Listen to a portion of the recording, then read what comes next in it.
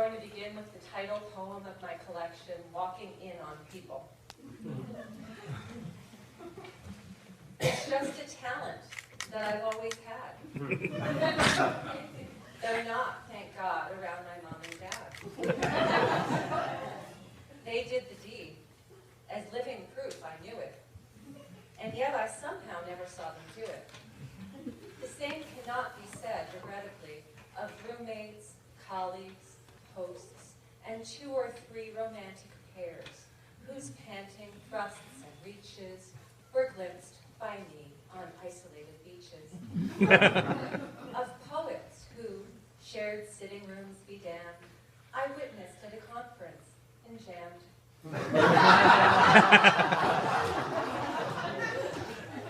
Of friends rebounding from a recent breakup, and once 2 mimes in nothing but their makeup. They goggled up at me with mute surprise. Their mouths dramatic O's that matched their eyes. His hands suspended in midair to pecker. Marcel Marceau could not have done it better. Why me? Why all this unintended shock? I wish I knew. I don't forget to knock. I never tiptoe like a ballerina.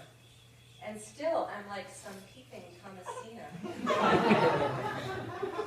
My consolation is I get for free a version of what some folks pay to see.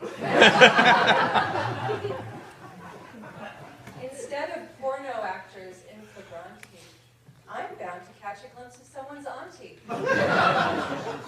And though it will humiliate us both, while prompting an unconscionable oath from Uncle Irving, Archibald, or Maury, it's guaranteed to make a better story.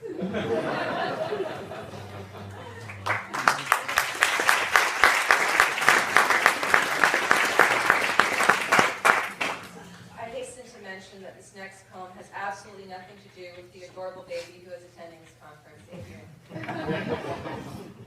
Enfant terrible.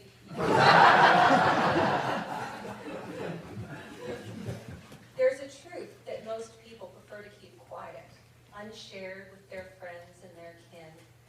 But it's high time that everyone ceased to deny it.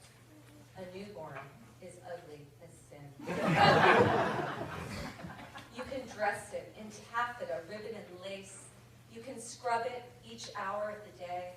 You can name it Belinda, Veronica, Grace. It'll still look like rump roast Monkey.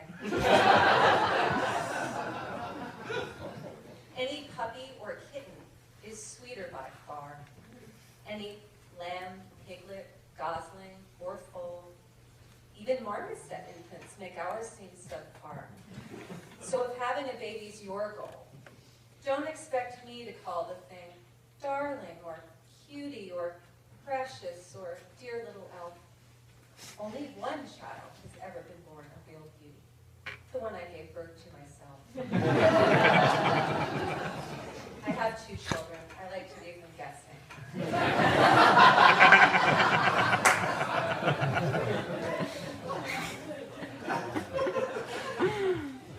This is a poem prompted by an actual notification that I received in my Twitter feed, which said, William Shakespeare at Shakespeare Wit is now following you on Twitter. And I apologize to the actual Brits in the audience for the accent that is about to ensue. He's back. Of course he is. I should have known. What artist of his stature could resist a chance to fret about the Eurozone and middle our century's dramatic grist? I eagerly look up his latest tweet, expecting links to Will and Kate Part 2 and Summer's Tale or Climate Change Complete. But find, mere quotes from Much Ado. Sighing, I track him down on Instagram and Tumblr, where he does his daily duty of sharing brunch pics. Wherefore, low-carb jam, and praising Dame Kardashian's beauteous booty. Then Facebook, where he likes dog nurses kitten, and posts, alack, why can't I get more written?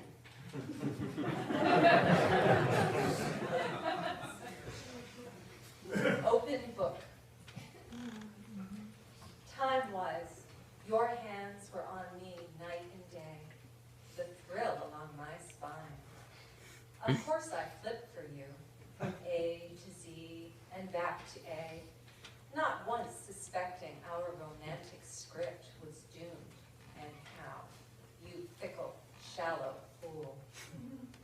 You've traded everything you shared with me, defining moments, leisurely, old school, for quickies with your laptop, your PC, your iPad, iPhone, I don't give a damn. Amid their breathless litany of news, blogs, tweets, directions, recipes, and spam, they will, at any moment that you choose, look up a word, or dozens, in a flash. Well, here's a definition I find merry. Comeuppance, noun, when all your gadgets crash, and you crawl back to me, your dictionary.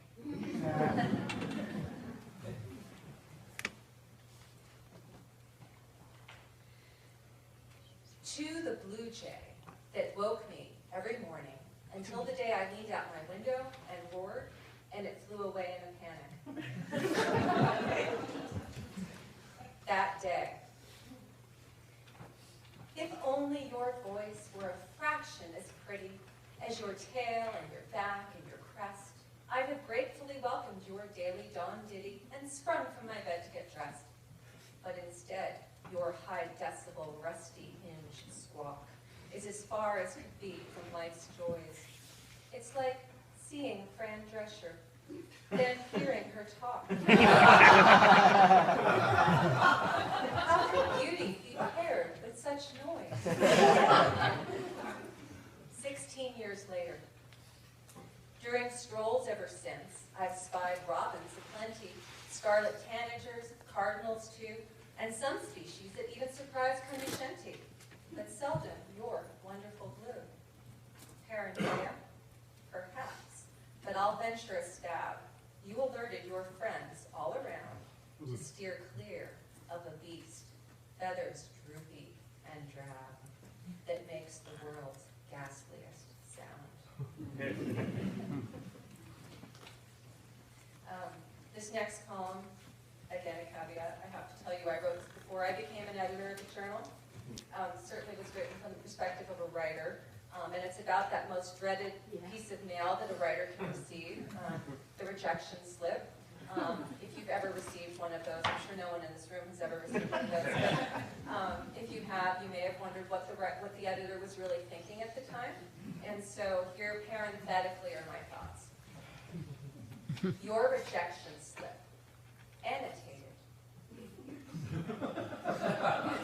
Dear writer, who's not dear and cannot write, thank you for showing us your so-called work.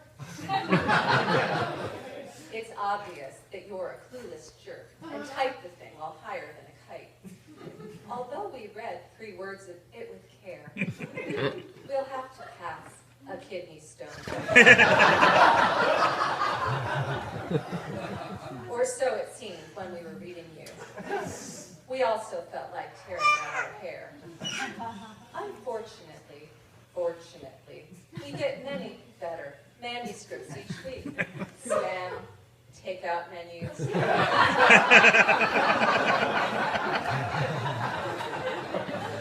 Notes from creditors. So, if we want to keep our sanity, we can't give drunks like you a full. Good luck at Betty Ford. The editors.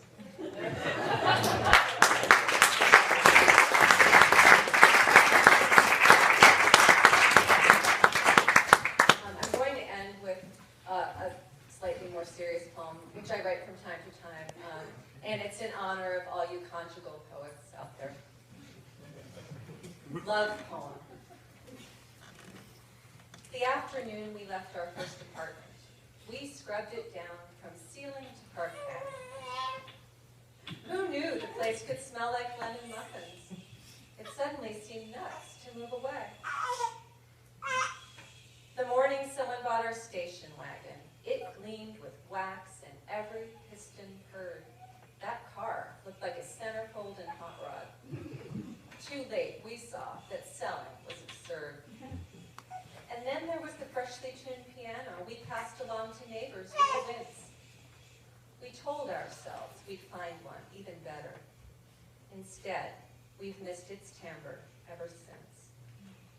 So if, God help us, we are ever tempted to ditch our marriage when it's lost its glow, let's give the thing our finest spit and polish. And having learned our lesson, not